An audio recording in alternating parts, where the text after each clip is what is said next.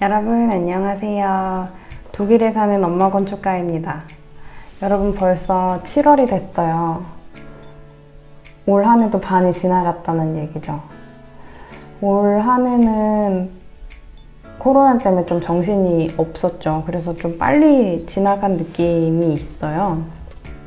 그런데 저는 항상 이때쯤, 한 이맘때 7월쯤 되면 생각이 드는 게 있습니다.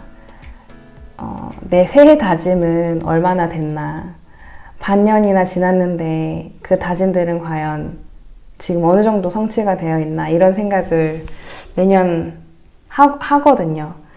그래서 오늘은 여러분과 영상에서 저의 목표, 저의 새해 다짐들이 어떻게 돼가고 있는지 한번 얘기를 해보려고 해요.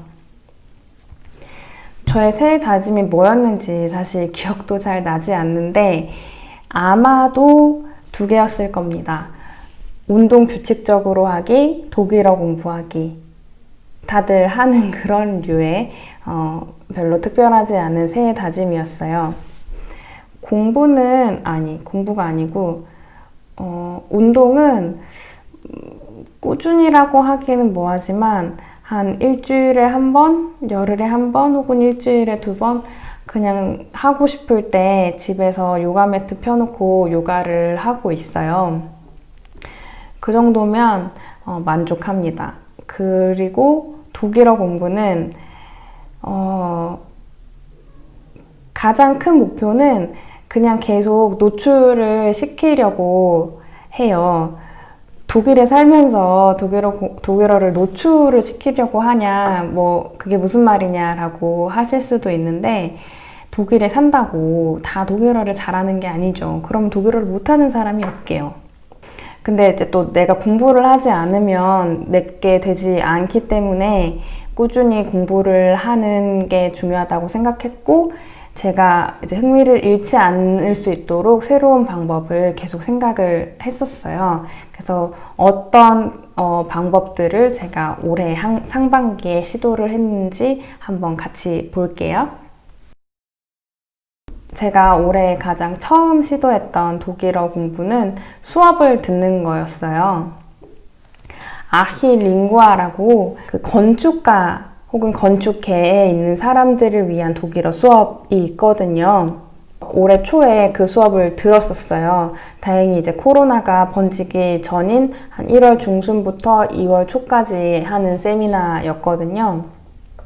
그런데 이게 정말 재밌었던 게 이렇게 독일어를 제가 늘리려고 학원을 안 가본 게 아닌데 갈 때마다 금방 좀 재미가 없었어요. 왜냐면 내가 흥미없어 하는 주제들로 얘기를 하는 경우가 많아서 얘기할 것도 없는데 자꾸 얘기하라 그러고 그런 느낌을 많이 받았었는데, 이거는 어쨌든 모든 테마가 다 건축 관련된 거다 보니까 굉장히 흥미가 있었고, 내가 그동안 더 알고 싶었던 거, 독일의 법규가 어떻게 되는지, 절차가 어떻게 되는지 이런 거를 간단하게 훑을 수가 있어서 굉장히 유용하고, 또 제가 독일 온 지 6, 7년, 8년? 한 7, 8년이 되었는데 그 말은 곧 한 독일어만을 위해서 시간을 쓴 지가 6, 7년 정도가 됐다는 거예요. 정말 오랜만에 이렇게 저의 독일어를 발전시키기 위해서 시간을 쓴다는 것도 굉장히 뿌듯하고 만족스러웠어요. 이 수업을 진행하시는 선생님이 과거에 이제 건축학과를 독일에서 졸업을 하고 그 후에 이제 언어 교육 쪽으로 진로를 바꾸셨더라고요. 그리고 선생님의 아버지도 건축가셨고, 그래서 건축에 대해서 굉장히 잘 아시고 설계나 건축가들의 생활 이런 것도 많이 아셔서 어떤 질문에도 어느 정도는 이제 대답을 잘 해주셨었고, 거기 같이 수업을 듣는 한 8명의 친구들도 다 건축 아니면 바우 엔지니어, 시빌 엔지니어, 놀이터, 설계, 그런 다 건축 관련된 사람들이어서 얘기를 나누는 것도 굉장히 재미가 있었어요. 그리고 이게 또 특징이 블록 세미나로 진행이 되거든요. 5일 정도만 수업을 했어요. 하루 종일. 9시 반부터 3시 반까지 하루 종일은 아닌데, 그래서 이제 초반에 원래 항상 이제 모티베이션이 되잖아요. 점점 그 이제 모티베이션이 줄어드는데, 좀 줄어들 때쯤 수업이 끝나서 굉장히 효율적으로 모든 수업을 들을 수 있었습니다. 이게 제가 봤을 때만 해도 독일 남부에만 있었어요. 그런데 오늘 검색해보니까 하노버랑 함부르크 이런 데서도 수업이 개설이 됐더라고요. 그 각 주의 아키텍튼 캄머랑 연계를 해서 수업을 제공을 하는 것 같아요.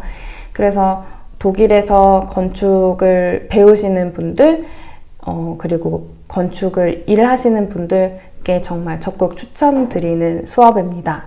그리고 제가 그 다음 유용하게 사용하고 있는 독일어 공부 툴은 Deutsch Lerner 블로그예요.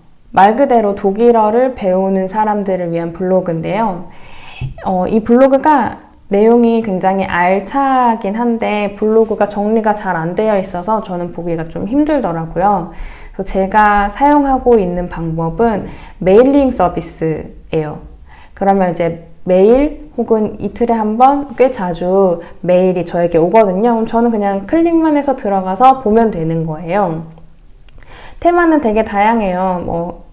쉬운 단계로는 단어를 뜻을 이제 어떤 뜻이 있는지 그리고 각각 예문을 설명하는 그런 게 올 때도 있고, 또 한 번은 독일어를 어떻게 공부해야 되는지에 대한 에세이가 올 때도 있고, 독일어 관용구에 대한 퀴즈가 올 때도 있고 굉장히 다양해요.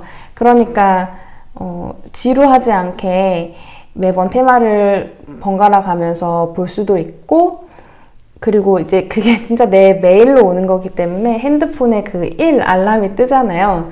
그걸 지우고 싶어서 클릭하게 되거든요. 그러면 이제 한번 독일어도 잠깐이라도 보게 되고 재밌으면 계속 보게 되고 그렇게 노출 빈도를 늘릴 수가 있어서 굉장히 유용합니다. 그리고 그 다음에 제가 요새 좀 재밌어라 하는 공부 방법은 이 잡지예요.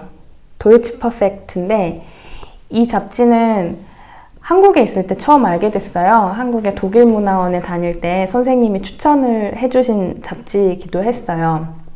얘는 독일어를 배우고 싶거나 독일 문화에 관심 있는 사람들을 위한 잡지예요.